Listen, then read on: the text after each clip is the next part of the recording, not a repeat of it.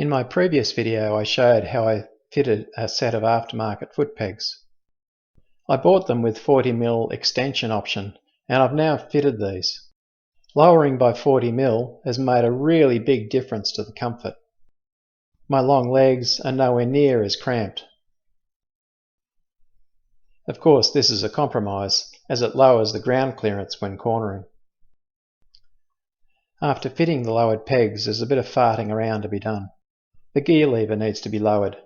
On my bike, this is controlled by a control arm with two nuts that you have to undo.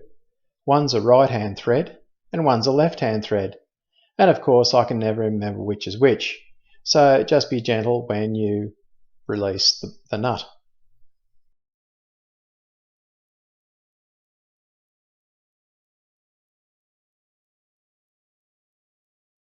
With both nuts loosened, you can simply twist that rod one way or the other and it will move the gear lever up or down to the desired spot. Then just retighten the nuts. That's easy.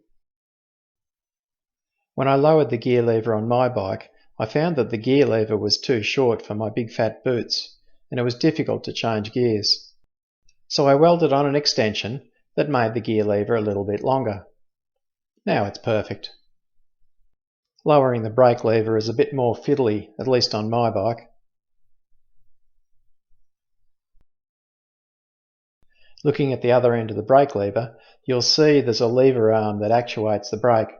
There's a nut on the bottom of that you just loosen, and once loose you can finger tight it down to make the brake lever move downwards. That's not too bad. But this means the brake light's on all the time now, so you also have to extend the brake light switch. On mine there's just a plastic nut on the top of it that I unwound to the right position so that the brake light switch came on at the right time. The lowered pegs have reduced the bend in my knees significantly, making it much more comfortable sitting on the bike for long distances. The lowered pegs require a slightly different riding style. On sharp corners I need to have my toe on the pegs. Then I can go back into the relaxed, comfortable position again. This is a compromise I'm willing to live with.